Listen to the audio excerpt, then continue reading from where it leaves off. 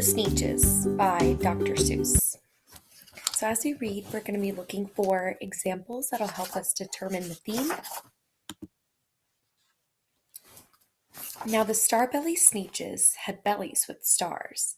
The plain-belly Sneetches had none upon theirs.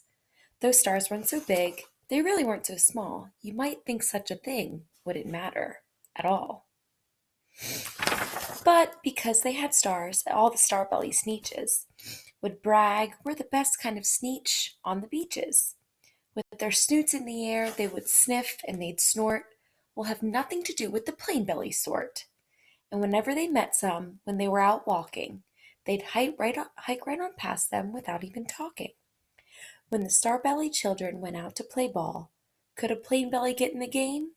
Not at all. You could only play if your bellies had stars, and the big plain belly children had none upon theirs. When the star-belly Sneetches had frankfurter roasts, or picnics, or parties, or marshmallow toasts, they never invited the plain belly Sneetches. They left them out cold in the dark of the beaches. They kept them away, never let them come near, and that's how they treated them year after year. Then one day, it seems, while plain-belly Sneetches were moping and doping along on the beaches, just sitting there wishing their bellies had stars, a stranger zipped up in the strains of cars.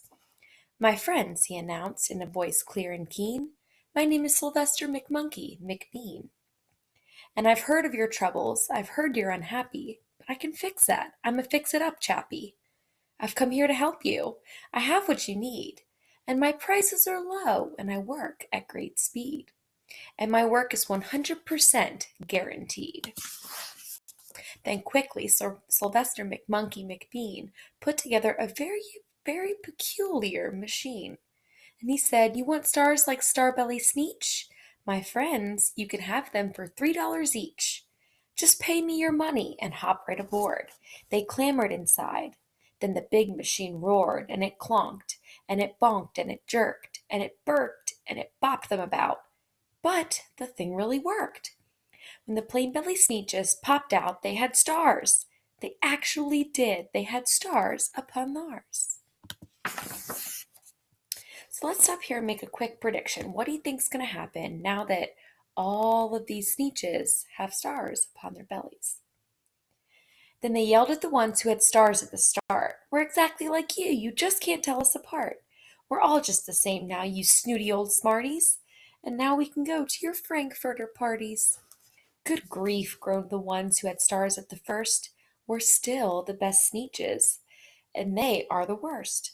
But now, how in the world will we know?" They all frowned. "If which kind is that, or the other way around?" Then up came McBean with a very sly wink, and he said, "Things are not quite as bad as you think. So you don't know who's who, that's perfectly true. But come with me, friends. Do you know what I'll do? I'll make you, again, the best Sneetches on the beaches. And it will cost you, all it will cost you is $10 eaches." "Belly stars are no longer in style," said McBean. "What you need is a trip through my star-off machine. This wondrous contraption will take off your stars, so you won't look like Sneetches who have them on theirs." And that handy machine, working very precisely, removed all the stars from their tummies quite nicely. Then, with snoots in the air, they paraded about, and they opened their beaks, and they let out a shout. "We know who is who, now there isn't a doubt. The best kind of Sneetches are Sneetches without." Then, of course, those with stars got frightfully mad. To be wearing a star now was frightfully bad. Then, of course, old Sylvester McMonkey McBean invited them into his star-off machine. Then, of course, from then on, as you could probably guess, things really got into a horrible mess. All the rest of that day, all those wild screaming beaches, the fix-it-up chappie kept fixing up Sneetches. Off again, on again, in again, out again. Through the machines they raced round and about again, changing their stars every minute or two. They kept paying money, they kept running through, until neither the plain nor the star-bellies knew whether this one was that one, or that one was this one, or which one was what, and what one was who. Then, when every last cent of their money was spent, the fix-it-up chappie packed it up, and he went. And he laughed as he drove in his car up the beach. They will never learn. No, you can't teach a Sneetch. But McBean was quite wrong. I'm quite happy to say that the Sneetches got really quite smart on that day, and they decided that Sneetches are Sneetches, and no kind of Sneetch is the best on the beaches. That day all the Sneetches forgot about their stars, and whether they had one or not upon theirs. So take a second now, and I want you guys to think, how was the conflict in the story resolved?